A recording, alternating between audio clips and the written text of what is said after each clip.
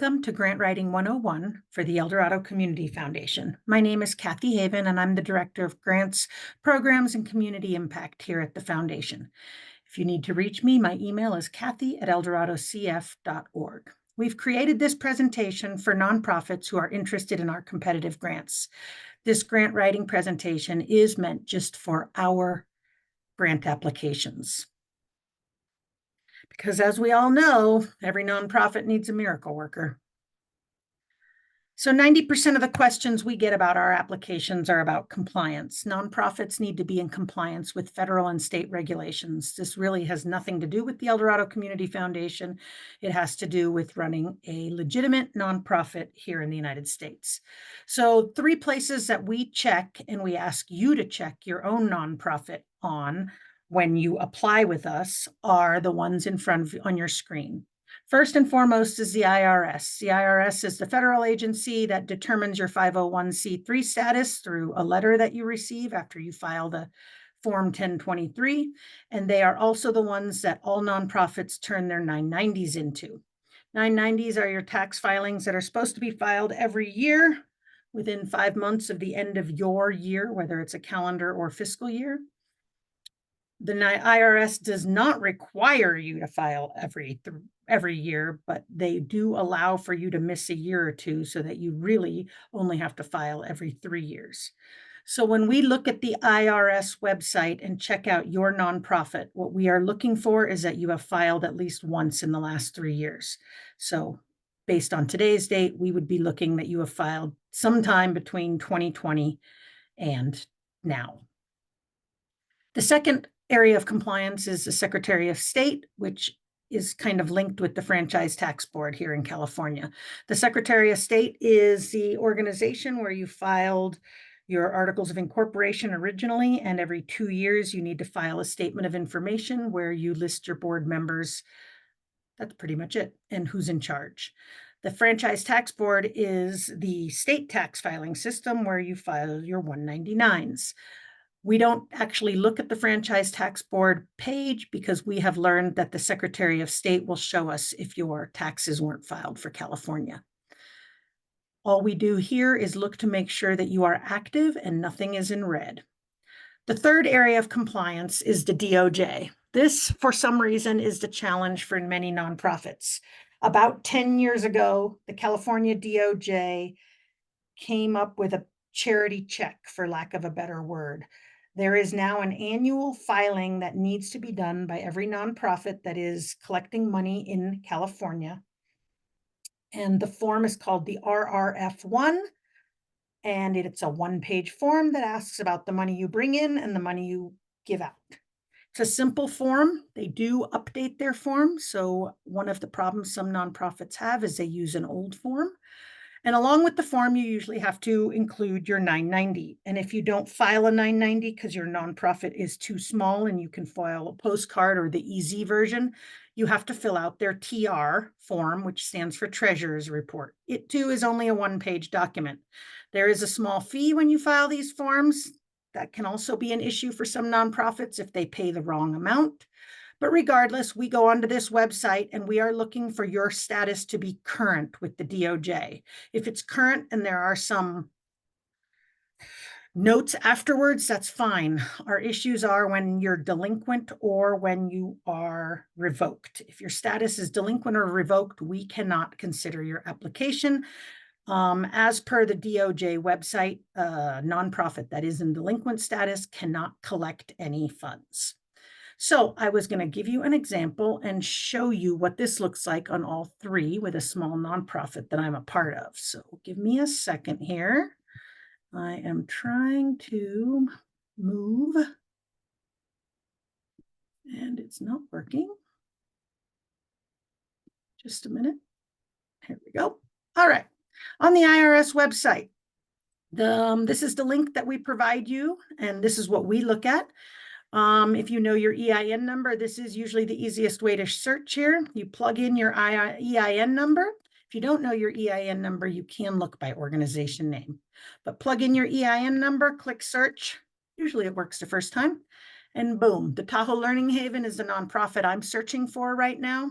It resides in South Lake Tahoe. That's a good thing because the application says that it resides in South Lake Tahoe. Make sure your application mailing address matches your IRS mailing address.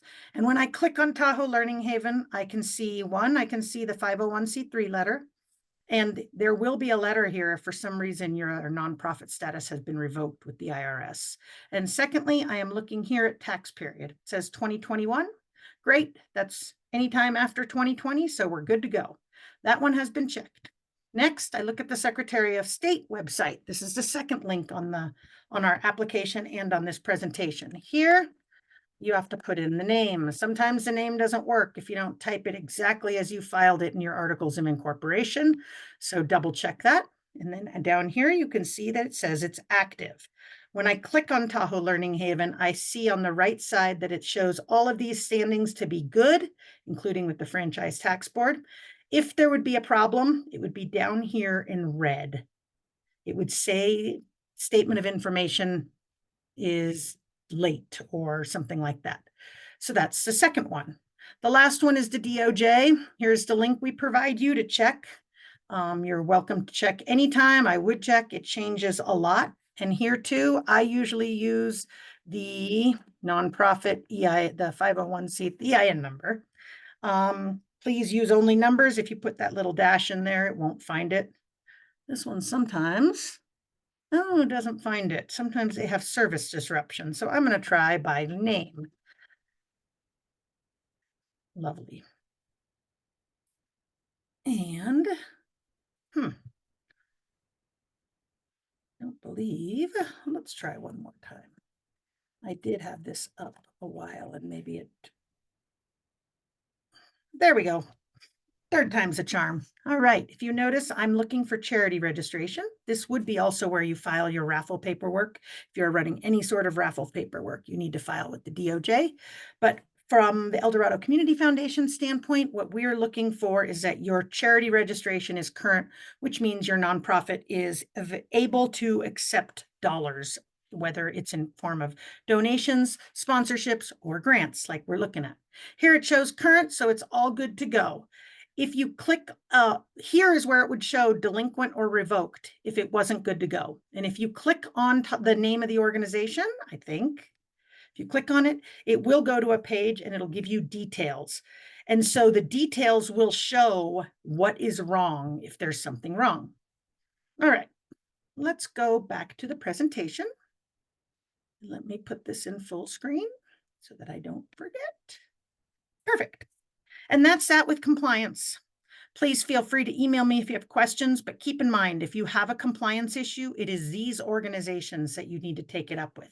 There is nothing I can do or that the El Dorado Community Foundation can do for you. Now, within the El Dorado Community Foundation, there are a few requirements, which are, I guess, also compliance. We have roughly 15 competitive grant cycles, and each one is done by a different donor or organization. So they sometimes have their own requirements. Those requirements could center on geographic location. For example, Tahoe Women's Community Fund funds applications that serve the South Shore of Lake Tahoe. They don't serve El Dorado Hills. They don't serve Placerville. They serve the South Shore of Lake Tahoe. Similarly, the Women's Fund El Dorado serves the west slope of El Dorado County. So they don't serve the Tahoe area. They serve everything on the west side of the Sierras. So that's geographic location. Another requirement you need to look at, and these are usually on the front page of the application, what people or what organizations are being served by the grant that they are putting out. If your project doesn't match that, please don't apply. Timelines, we do have requirements with timelines. Generally, all of our grants are on a one-year timeline. So the project you put out there needs to be, well, I should say that the dollars that you spend if you receive the grant need to be spent within a year. And that year will be marked on your grant acknowledgement form. Other requirements are the types of projects and programs that a certain grant is funding. And lastly, nonprofit organization. For example, we have the Endow El Dorado Sapling Grant open right now here in April 2024, and it is open only to nonprofits who have a gross annual income of $175,000 or less. It is meant for smaller nonprofits, thus that requirement. So if you have less than $175,000 in annual income, your nonprofit can apply, and if not, wait for the next grant application that comes out. So really, really, really important, triple check that your organization qualifies with the specific requirements for the specific grant that you're applying for. Your application will be declined without review if you don't meet the basic requirements outlined on the front page of the application. And now on to other things. First, I wanted to tell you a little bit about El Dorado Community Foundation and our grant funds, because I think it's important for a nonprofit or the grant writer to know their audience. We are not a big government organization. We are not SAMHSA. We're not an organization that has professional evaluators. El Dorado Community Foundation is an umbrella of about 300 funds, and about 15 of those have competitive grant cycles that they disperse annually. These funds aren't created by a big organization. They're created by individuals and community organizations here in El Dorado County who are looking to make an impact with their philanthropic dollars. These donors are really amazing local people who give of their time and money. And their applications, while they're managed by El Dorado Community Foundation staff like myself, are their own. They are the donors, they are the evaluators. They are community members who are looking at applications that make a real difference here in the county. I think it's important to note this when you write your application, because you are writing to a person. Also, if you would like to look at what our different competitive grants look like, we have created a little booklet, a little presentation on our website. At the bottom of this screen, you can go to our webpage and you can see all the different competitive grants we run and when we run them throughout the year. So, on to the basics of grants at the foundation. First and foremost, actually beyond the foundation, but for our purposes, grants are restricted dollars. Unlike sponsorships and donations, if you receive a grant, that grant is money that has to be spent in a certain way based on what you put in your application. Your application was reviewed, your nonprofit's application was reviewed. They liked what you had to say. They want to give money to the project you put out there or the program you put out there. You show a budget, you tell them how you're going to spend the money that is their money that they're giving to you, and that is how it needs to be spent. So they're restricted dollars. If you get a sponsorship or donation from somebody, that's generally considered unrestricted. So if your application is approved, the funding from a grant is restricted to the details in the application and the requirements by the grantor. That is just a very basic fundamental of grants. The other basic piece of grants is the organizational information. The first thing we ask for, actually, even before we ask about your compliance, are these bullets below. Please make sure the legal name of your organization is actually the legal name of your organization. Look at your 501c3 letter or the IRS website. That is the name you need to include in your application. That is who we write the check to. It should match your EIN number. The grant contact information, the reason I put this bullet up there is please choose a grant contact who is going to be there for the year of this grant so that it's easy for us to connect with you. Board members, we do ask about your board members because nonprofits per the state of California, or actually per the federal government, must have at least 3 board members. The 501c3 board members must not be related to each other. And the titles that, I think the titles that you have to have are president, secretary, treasurer. Of course, you can have more than 3 board members, but when we ask you to list your board members, really all we're looking for is their name and their title. Mailing address, please make sure it matches with all the compliance organizations, the IRS, the SOS, and the DOJ. It helps when your website's up to date. We often look there. Mission statement, we do read this. It is important to us. And if you do have some sort of annual or impact report, we really appreciate that you include it because it shows us what you've done in the past. Lastly, we do have a spot for a fiscal agent letter. Most organizations can leave this blank. You do not have to fill this out. This is only for groups like community groups who aren't actually nonprofits. We cannot fund a group that is not a nonprofit. We can't fund an individual who has a great idea. So that group needs to find a fiscal agent, a nonprofit that's in compliance with all state and federal regulations, who's willing to take on their project. That fiscal agent writes a letter and says they're willing to take on these dollars and make sure they're spent appropriately. And if you have that, we will consider your grant application. Keep in mind, if you have a fiscal agent, the legal name of your organization should be the fiscal agent's name. You can put your community-based organization or your, whoever in parentheses, but the legal name of the organization is the fiscal agent. On to the grant writing part. We're getting there. We've got a few slides here on some tips about grant writing for El Dorado Community Foundation. And let's start first and foremost with the ask. By the way, this is my favorite comic. The ask should have vision, but it does need to be realistic. And secondly, and most importantly, ask for what you need, not for what is being offered. What we mean by that is many of our applications will say grant applications are being accepted for up to $5,000 in requests. That does not mean if you have a project that costs roughly $4,200 to run, that you should ask for $5,000, because keep in mind, we are going to ask to see how every dollar is spent. Secondly, very, very basic, but your application should be meaningful, on point, significant, and transparent. It should be the most awesome application. Meaningful, so the program project that you're talking about is meaningful. On point, the writing is on point. There's no wishy-washy, there's no beating around the bush, and it should be significant. And please, please, please, especially with the dollars you're asking for, be transparent on where the money's going to be spent. Also, please edit your work. It is amazing the difference between a good and a great application. I would say mostly it has to do with editing. Many people do not read through and catch simple spelling and punctuation errors, which often, unfortunately, eliminates competitive grants because we receive so many requests, and unfortunately, we can't fund them all. And please keep in mind, your donors are community members in El Dorado County. They are evaluating these. They are taking all the time and they are giving of their money. So please take your time. It shows respect. Also, don't forget to check the word count. Our computer system, our online platform, when the word count is done, it just stops recording what you're typing.